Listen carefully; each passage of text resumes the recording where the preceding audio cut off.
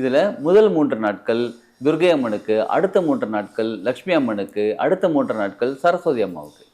சரிங்களா? பார்வதி அம்மாவோட 9 அவதாரங்கள். இது பேசிக்காக 3 பிரிக்கிறதுல இப்படி வரும். 9 நாட்களில் 7ஆம் நாள் பதிவு தான் நம்ம பார்க்க போகிறோம். நாளைக்கான பதிவு 7வது நாள். கரெக்ட். அந்த 7வது நாள் நம்ம என்ன பண்ணணும்னு கேட்குறீங்களா? நம்ம கற்றுக்கக்கூடிய கலைகள் நமக்கு மட்டும் பயன்படுறதாக இருக்கக்கூடாதுங்க. நம்ம மூலியமாக மற்றவங்களுக்கும் பயன்படுறதாக மாற வேண்டும். அதற்கு முதல்ல நம்ம என்ன பண்ணணும்னு கேட்டால், அந்த கலையை முழுமையாக நம்ம கற்றுக்கணும். சரிங்களா? அந்த முழுமையாக கற்றுக்கிட்டு அந்த கலையை நமக்கு முதல்ல பயன்படுத்தி அதுக்கப்புறமா மற்றவங்களுக்கும் பயன்படுத்தக்கூடியதாக மாற்ற வேண்டும். விளக்கேற்றும் போது நீங்கள் ப்ரே பண்ணிக்கோங்க. நான் என்ன கலைகள் கற்றுக்கிறனோ அந்த கலைகளை முழுமையாக எனக்கு புரிஞ்சு அந்த கலைகளை கற்றுக்கக்கூடிய விஷயங்களை நான் வாழ்க்கையில் என்னோட இம்ப்ளிமெண்ட் பண்ணி என்னோட வாழ்க்கையில் நான் சேர்த்து அதை இம்ப்ளிமெண்ட் பண்ணி நானும் வாழ்க்கையில் டெவலப் ஆகணும். என் மூலியமாக மற்றவங்களையும் வாழ்க்கையில் டெவலப் பண்ண வைக்கிறதுக்கு அந்த கலைகள் எனக்கு பயன்படட்டும்ன்ற மனசார ப்ரே பண்ணிக்கிட்டு ஏற்றுங்க. இந்த மந்திரத்தை 11 முறை சொல்லுங்கள். முடிஞ்சால் 27 முறை சொல்லுங்கள். ரொம்ப சிறப்பாக இருக்கும். அப்போ சொல்லி முடிச்சுட்டு அமைதியாக உட்காந்து நீங்கள் அந்த கலையில் சிறப்பாக இருக்கீங்க, நீங்கள் ஒரு புத்திசாலியாக இருக்கீங்க, நீங்கள் ஒரு அறிவாளியாக இருக்கீங்க, நீங்கள் ஒரு சிறப்பான வாழ்க்கையை வாழ்ந்துக்கிட்டு இருக்கீங்கன்னு அப்படியே விஷுவல் அப்படியே கண்ணு முன்னாடி பாருங்கள். பார்த்துட்டு அதுக்கப்புறம் மனசார நன்றி சொல்லிக்கோங்க. நன்றி சொல்லிக்கிட்டு அப்புறம் எழுந்திரிச்சுக்கோங்க. வாழ்க வளமுடன். Healing hands education healing centre தங்கள் அன்புடன் வரவேற்கிறது. இப்போ நவராத்திரி 9 நாட்கள்ங்க. 9 நாளுமே பெண் தெய்வங்களுக்கான சிறப்பான நாட்கள். இதில் பார்வதி அம்மாவுக்குடைய அவதாரங்கள், அந்த 9 அவதாரங்களை தான் நம்ம நவராத்திரியை செலிப்ரேட் பண்ணிக்கிட்டு இருக்கோம். இதில் 3ஆக பிரிக்கிறோன்னு. இதில் முதல் 3 நாட்கள் துர்கை அம்மனுக்கு, அடுத்த 3 நாட்கள் லக்ஷ்மி அம்மனுக்கு, அடுத்த 3 நாட்கள் சரஸ்வதி அம்மாவுக்கு. சரிங்களா? பார்வதி அம்மாவோட 9 அவதாரங்கள். இது பேசிக்காக 3 பிரிக்கிறதுல இப்படி வரும். 9 நாட்களில் 7ஆம் நாள் பதிவு தான் நம்ம பார்க்க போகிறோம். நாளைக்கான பதிவு 7வது நாள். கரெக்டுங்களா? அப்போ 7 அப்படிங்கிறது ஒரு சிறப்பு. என்னன்னு கேட்டால் சப்தம் அப்படின்னு சொல்லுவாங்க. சப்த ஸ்வரங்கள்னு சொல்கிறதும் 7. அதே மாதிரி சப்தம்னா என்ன தெரியுங்களா? சத்தம்னு நம்ம சொல்கிறோம் பாருங்கள். சத்தம்னா என்ன? சவுண்டு. அந்த சவுண்டை தான் சப்தம்னு சொல்கிறாங்க. சப்தத்தை தான் நம்ம சவுண்டுன்னு சொல்கிறோம். சரிங்களா? மாறிடுச்சு. அதாவது சப்தம்ங்கிறது சத்தம்னு மாற்றிட்டோம் நம்ம. அப்போ 7 ஸ்வரங்கள் அப்படின்னாலே கலைகள் சம்மந்தப்பட்டவங்க.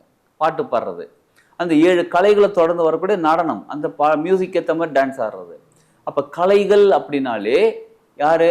நமக்கு எல்லாருக்குமே தெரியும், சரஸ்வதி அம்மா தான். அதுவும் முக்கியமாக நவராத்திரியில் வரக்கூடிய 7வது நாள் இருக்கு பாருங்க. அந்த 7வது நாள் ஸ்பெஷலே என்னன்னு கேட்டால் கலைகள் சம்மந்தப்பட்டது.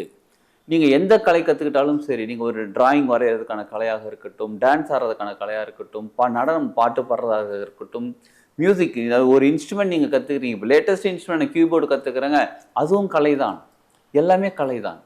இப்போ பெரியவங்களும் கலைகளை கற்றுக்கிட்டு தான் இருக்கிறோம். பஞ்சபட்சி சாஸ்திரம் கற்றுக்கிறோம், ஜோதிட சாஸ்திரம் கற்றுக்கிறோம், தாந்திரிக பரிகாரம் அது ஒரு சாஸ்திரம் கற்றுக்கிறோம். நம்ம சரயோகம் கற்றுக்கிறது அதுவும் ஒரு சாஸ்திரம். அப்போ குழந்தைகள் மட்டும் கலைகளை கற்றுக்கலங்க, ஸ்கூலுக்கு போய் படிக்கலைங்க. நம்மளும் தான் பல கலைகள் கற்றுக்கிட்டே இருக்கிறோம். சரிங்களா? அப்போ பெரியவங்க சின்னவங்கன்னு இங்கே பாகுபாடே கிடையாது. யாரெல்லாம் கலைகள் கற்றுக்குறோமோ எல்லாமே ஒரு கலை தானே. அதை கற்றுக்கிற எல்லாத்துக்குமே ஸ்பெஷல் டே என்னைக்குன்னு பார்த்தா இந்த 7வது நாள். புரிஞ்சுக்கோங்க. அந்த 7வது நாள் நம்ம என்ன பண்ணணும்னு கேட்குறீங்களா? நம்ம கற்றுக்கக்கூடிய கலைகள் நமக்கு மட்டும் பயன்படுறதாக இருக்கக்கூடாதுங்க. நம்ம மூலியமாக மற்றவங்களுக்கும் பயன்படுறதாக மாற வேண்டும். அதற்கு முதல்ல நம்ம என்ன பண்ணணும்னு கேட்டால், அந்த கலையை முழுமையாக நம்ம கற்றுக்கணும். சரிங்களா? அந்த முழுமையாக கற்றுக்கிட்டு அந்த கலையை நமக்கு முதல்ல பயன்படுத்தி அதுக்கப்புறமா மற்றவங்களுக்கும் பயன்படுத்தக்கூடியதாக மாற்ற வேண்டும். இந்த தன்மை நமக்குள்ள வரணும் அப்படின்னாலே இந்த 7வது நாள், இன்னைக்கு நவராத்திரியில் வரக்கூடிய 7வது நாள் அன்னைக்கு நம்ம வெண்தாமரை வச்சு சரஸ்வதி அம்மாவை பூஜை பண்ணணும். இன்னைக்கு 7வது நாள் அன்னைக்கு வரக்கூடிய சரஸ்வதியோட அவதாரம் பேர் என்ன தெரியுங்களா? சாம்பவி. நல்லா கேட்டுக்கோங்க. 7வது நாள் அன்னைக்கு பார்வதி அம்மாவுடைய அவதாரத்தோட பேர் சாம்பவி. அதாவது சிவனுக்கு சாம்புன்னு ஒரு பேர் இருக்குங்க. அந்த சாம்புன்ற பேர்ல இருந்து அவங்களோட மனைவி, அதுதான் சாம்பவி அப்படின்னு சொல்லியிருக்காங்க.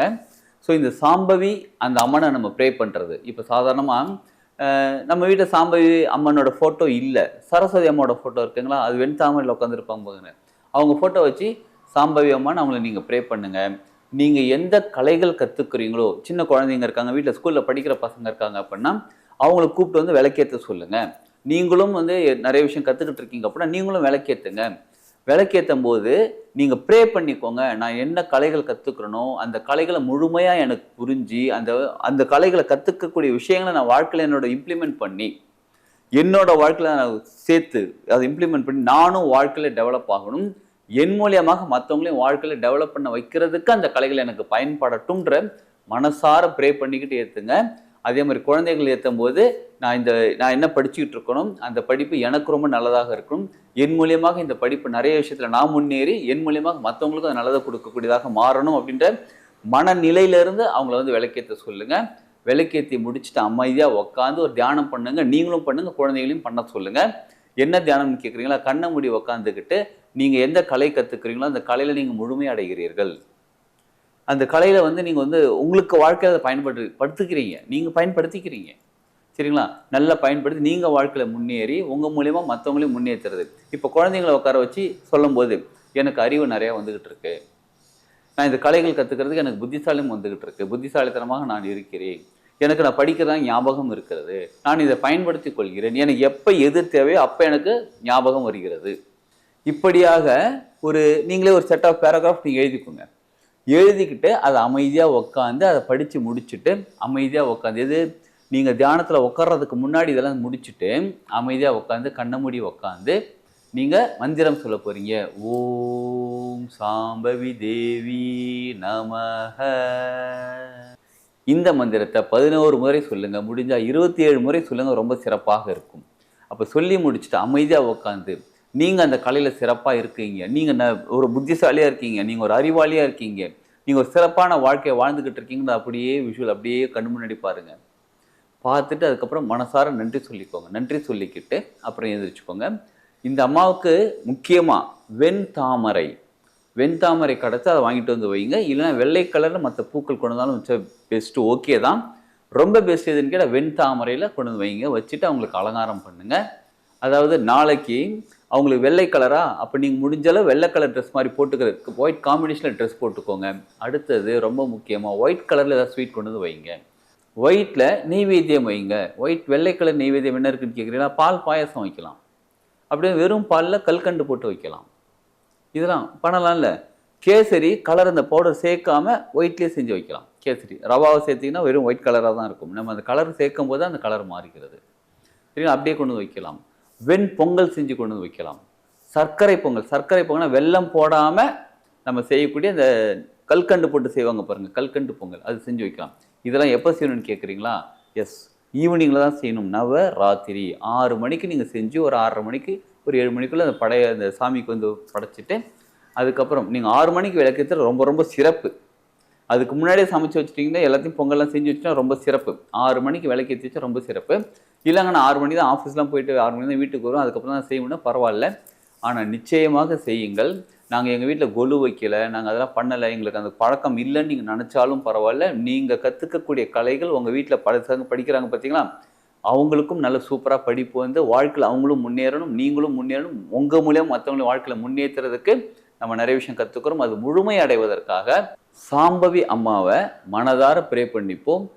நிச்சயமாக நமது வாழ்க்கை சிறப்பாகவும் செழிப்பாகவும் ஆனந்தமாகவும் ஆரோக்கியமாகவும் ஒரு சாதனை வாழ்க்கையாக மாறிவிடும். வாழ்க வளமுடன்.